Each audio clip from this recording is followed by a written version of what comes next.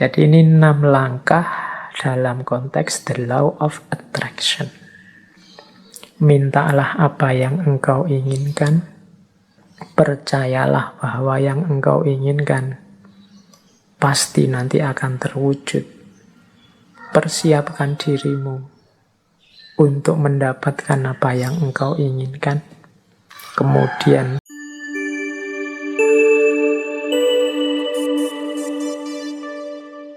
nah, asumsi-asumsinya apa sih the law of attraction itu? Jadi yang pertama, energi mengalir kemana perhatian seseorang tertuju. Mengapa sih meyakini the law of attraction? Apa yang kita yakini itulah yang terwujud. Karena ketika kita meyakini sesuatu, fokus pada sesuatu, energi kita mengalir ke situ semua. Pokoknya saya harus berhasil di sini, saya harus sukses ini, saya harus mampu melakukan ini. Nah, itu energi kita mengalir ke situ semua. Ya wis mudahnya, sering saya ilustrasikan kan kalau orang jatuh cinta.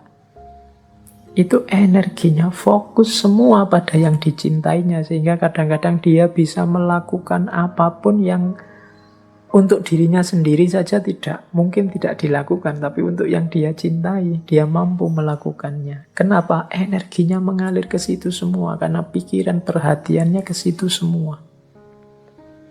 Jadi asumsi pertamanya itu. Ketika kita fokus pada sesuatu, maka semua potensi diri kita ke situ semua. Itu yang pertama, asumsinya itu. Yang kedua, alam semesta ini, ya di situ kalimatnya penuh dengan kelimpahan untuk manusia. Maksudnya apa? Alam semesta ini, segala fasilitas kelebihan yang ada di dalamnya oleh Allah itu diciptakan untuk manusia, dalam tanda petik untuk melayani manusia.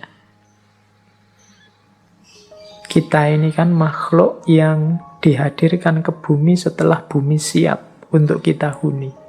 Karena memang bumi disiapkan untuk manusia. Maka apapun sebenarnya yang kita inginkan, yang kita harapkan dalam hidup ini pasti difasilitasi oleh alam semesta sekeliling kita.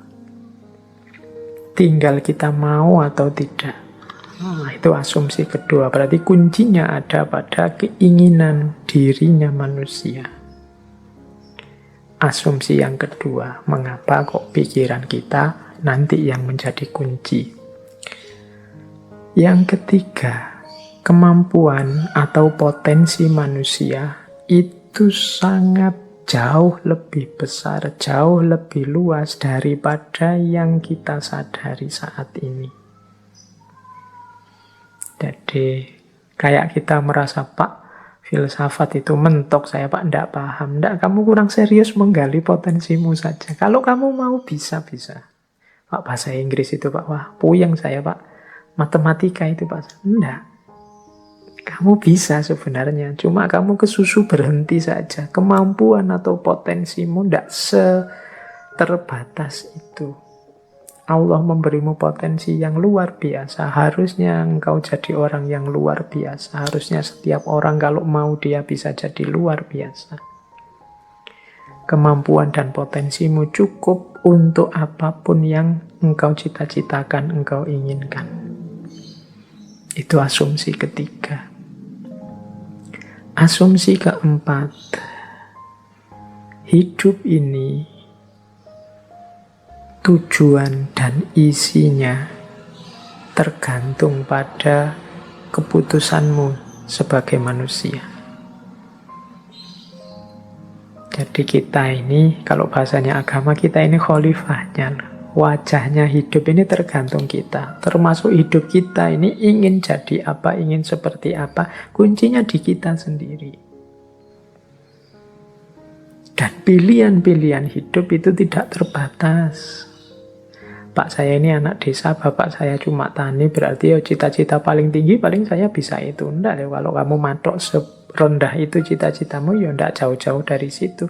Panjang setinggi mungkin. Pilihan banyak, enggak terbatas. wawasanmu harus luas. Jadi pilihan hidup itu banyak, silahkan engkau pilih. Kuncinya ada pada dirimu sendiri. Engkaulah yang menciptakan kehidupanmu. Jadi rentetan asumsi ini, energi itu mengalir, fokusmu kemana tertuju. Kalau engkau fokus hanya pada hal-hal itu yang sepele-sepele, yang biasa-biasa saja, ya hidupmu akan terbentuk secara sepele dan biasa-biasa saja. Tapi kalau engkau fokus pada hal-hal besar yang luar biasa, ya hidupmu akan terbentuk secara luar biasa. Jangan takut, alam semesta pasti menyediakan semua fasilitas yang engkau butuhkan. Kuncinya hanya ada pada dirimu, mau atau tidak, siap menggali kemampuanmu sendiri atau tidak, berani memilih, memutuskan atau tidak. Apapun yang engkau putuskan, engkau pasti mampu mewujudkan dan alam semesta akan membantumu dan energimu akan fokus ke sana untuk melahirkannya. Ini asumsinya dari The Law of Attraction. Nah, sekarang prosesnya. 6 langkah menuju The Law of Attraction tadi. Caranya bagaimana sih Pak? Biar yang saya inginkan kemudian benar-benar terwujud. Biar yang tadi saya niati akan saya wujudkan benar-benar hasil. Nah, ini ada 6 step, ya ini dari berbagai sumber tentang The Law of Attraction. Yang pertama adalah mintalah apa yang engkau inginkan. Kalau dalam agama minta ini kemudian wujudnya jadi doa. Atau mungkin dalam bahasa yang berbeda, kadang orang pakai kalimat mimpilah, beranilah bermimpi. Kalau orang minta saja tidak berani, mimpi saja tidak berani, bagaimana dia mencapai tujuan-tujuan besar? Alah Pak, saya ini orang desa, ya sudah. Cuma cukup seperti ini saja saya sudah senang, ya sudah, hidupmu akan hanya sampai level itu. Yang engkau inginkan memang di level itu saja. Padahal kalau engkau mau, engkau bisa minta yang lebih tinggi, menginginkan yang lebih tinggi. Inginkanlah. Jadi mintalah itu sama seperti inginkanlah apapun yang engkau inginkan yang besar-besar. Kalau sudah menginginkan, sudah minta, jangan lupa. Percayalah bahwa yang engkau inginkan itu akan terjadi. Nah, ini yang kadang-kadang kalau dibaca sepele, tapi dijalankan berat. Keyakinan. Saya sering menyatakan kita itu kalau berdoa kadang setengah-setengah. Setengah-setengah dalam arti kita sendiri tidak yakin doa ini akan dikabulkan. Jadi wong kita sendiri tidak yakin bahwa keinginan kita akan terkabul. Ya wes, tidak akan wujud wong kita sendiri tidak yakin. Kalau kita yakinnya 50%, ya wujudnya mungkin ya hanya 50% nanti buahnya. Jadi ini bagian dari The Law of Attraction adalah keyakinan kita, kemantapan hati kita.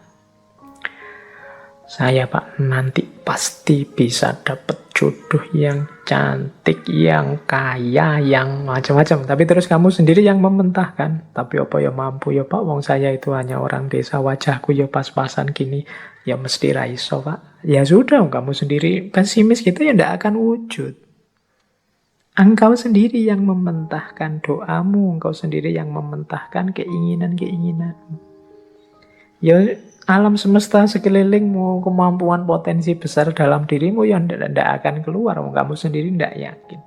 Kalau engkau yakinnya 50%, ya keluarnya 50%. Jadi yang kedua, percayalah, yakinlah bahwa apa yang engkau minta pasti akan terwujud. Nah, yang ketiga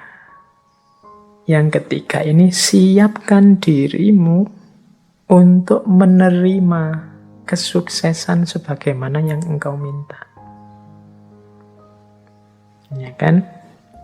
Kalau engkau minta, Pak, saya punya tujuan lulus kuliah yang paling cepat.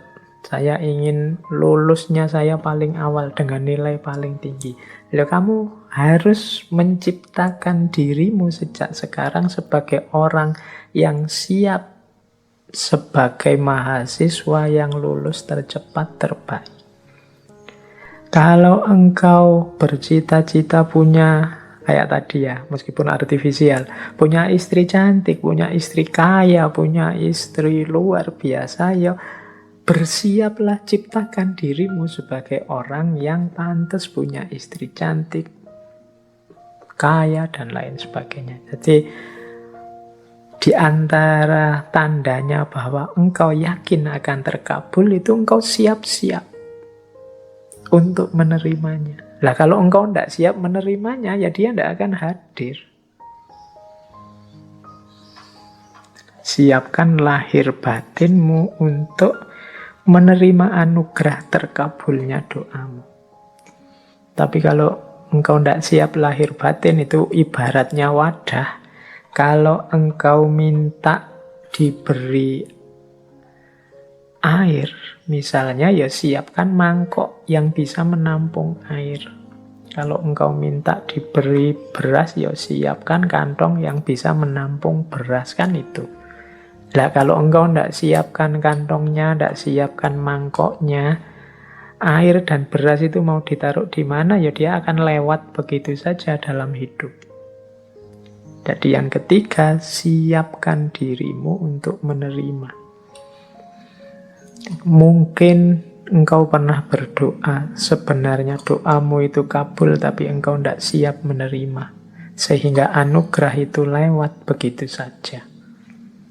Teman-teman mungkin pernah dengar cerita atau membaca cerita ya, satu ketika ada banjir, kemudian ada orang yang naik ke atas genteng,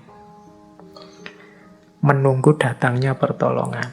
Dia berdoa, ya Allah, semoga selamatkanlah aku dari banjir ini. Kemudian tiba-tiba datang tim SAR membawa perangkat untuk penyelamatan.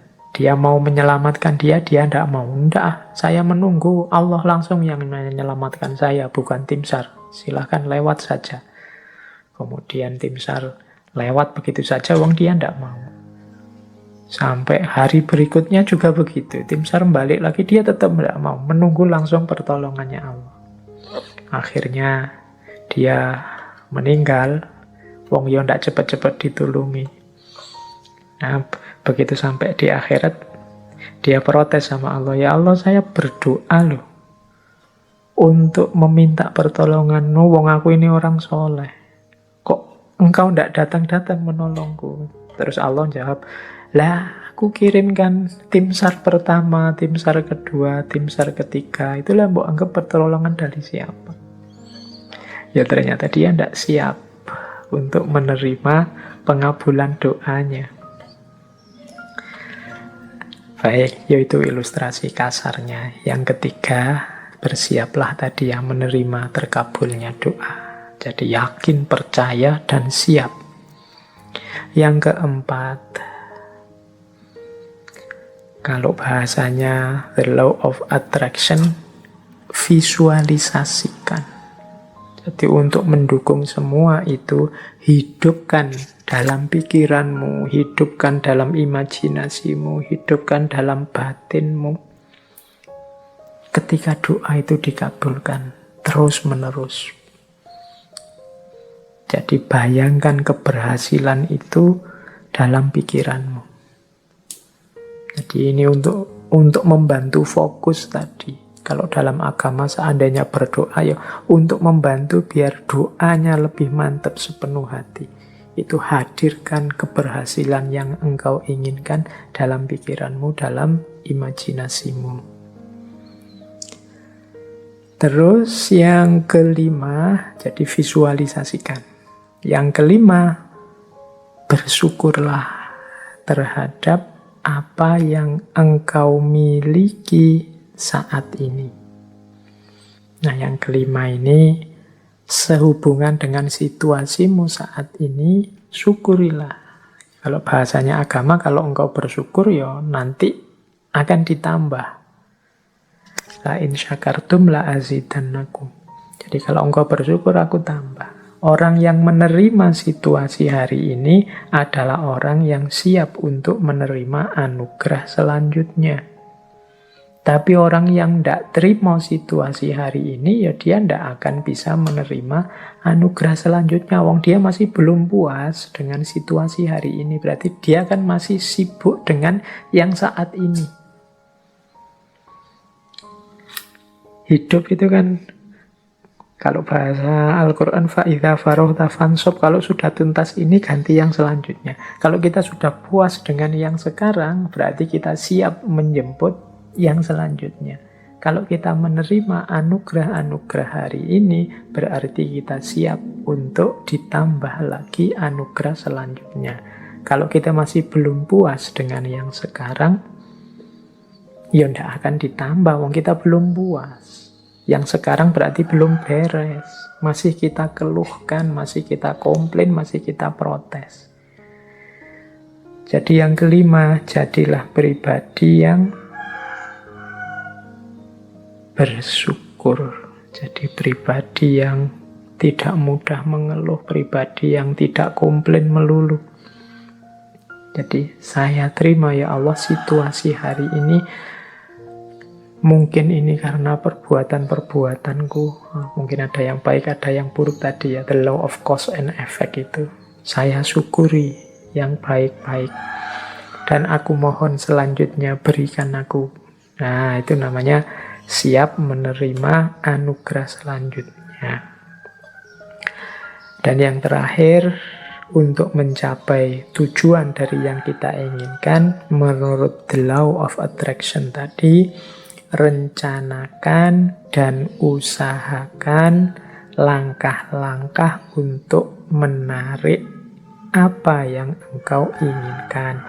Orang yang pikirannya fokus pada keinginannya, sangat serius pada cita-citanya, itu pasti dia tidak diam saja. Jadi kelihatan. Jadi bukan orang yang minta terus tidur. Jadi dia minta, kalau memang benar-benar ingin terwujud, ya dia akan punya aksi-aksi, punya tindakan-tindakan, baik tindakan-tindakan untuk mewujudkan maupun tindakan-tindakan untuk bersiap menerima hasilnya. Jadi di yang terakhir ini sebenarnya sifatnya otomatis. Kalau kita sedang sangat cinta dengan seseorang misalnya, itu tanpa disuruh kan kita akan melakukan banyak hal untuk meraih cintanya. Ini sudah otomatis. Tapi kalau kita tidak terlalu cinta atau setengah-setengah, ya mungkin tidak terlalu serius juga melakukan sesuatu untuk mendapatkan cintanya. Jadi logikanya seperti itu. Kalau kita memang cinta sama Allah, tidak perlu diperingatkan tiap hari, tidak perlu diancam-ancam dengan neraka, tidak perlu diiming-imingi dengan surga. Engkau pasti sudah selalu ingin dekat dengan Allah, melakukan aktivitas apapun yang membuatmu dekat dengan Allah. Ini otomatis. Jadi ini 6 langkah dalam konteks the law of attraction. Mintalah apa yang engkau inginkan, percayalah bahwa yang engkau inginkan pasti nanti akan terwujud. Persiapkan dirimu untuk mendapatkan apa yang engkau inginkan.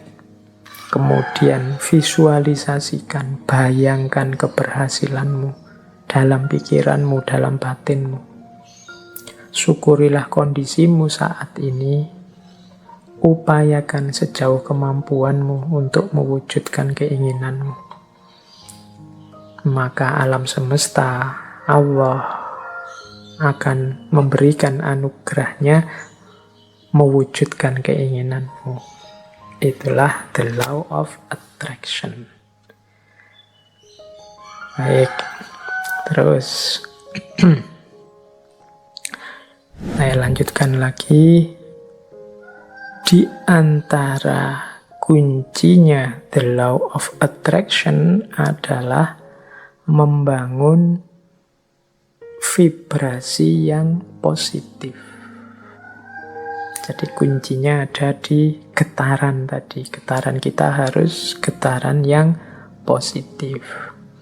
Ada teori yang menyatakan bahwa getaran yang positif itu antara lain adalah kegembiraan, cinta, kebahagiaan, keceriaan, apresiasi, rasa syukur. Nah, ini vibrasi-vibrasi positif yang akan menarik hal-hal yang positif di sekeliling kita. Kalau teman-teman merasa hidupku ini kok suram terus ya, hidupku ini rasanya kok sumpek terus, hidupku ini rasanya kok gelisah terus, jangan-jangan memang kita sendiri yang membangun energi, membangun vibrasi getaran yang negatif. Getaran negatif itu kemarahan, kekecewaan, frustasi, rasa bersalah, rasa tersakiti, ketakutan, dan lain sebagainya. Itu vibrasi yang negatif. Kalau kita tiap hari diri kita isinya ini saja, ya getaran kita getaran yang negatif dan akan mengundang juga hal-hal yang negatif. Seperti saya contohkan tadi, ketakutan-ketakutan kita ya akan mengundang hadirnya apa yang kita takuti. Demikian juga frustasi, kekecewaan, kemarahan. Ini hal-hal yang negatif, menciptakan getaran yang negatif, mengundang kenegatifan yang sama ke sekeliling kita.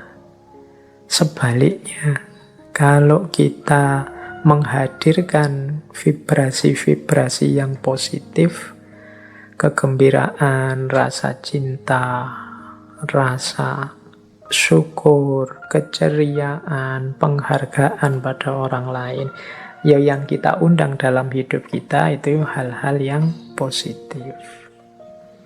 Jadi mari kita bangun vibrasi dalam diri kita ini, kita dengan vibrasi yang positif. Hari ini kita sering terjebak dalam vibrasi-vibrasi yang negatif. Mungkin karena isi pikiran kita banyak berkutat dengan hal-hal yang negatif. Atau kita terseret, terdorong oleh negativitas-negativitas di sekeliling kita.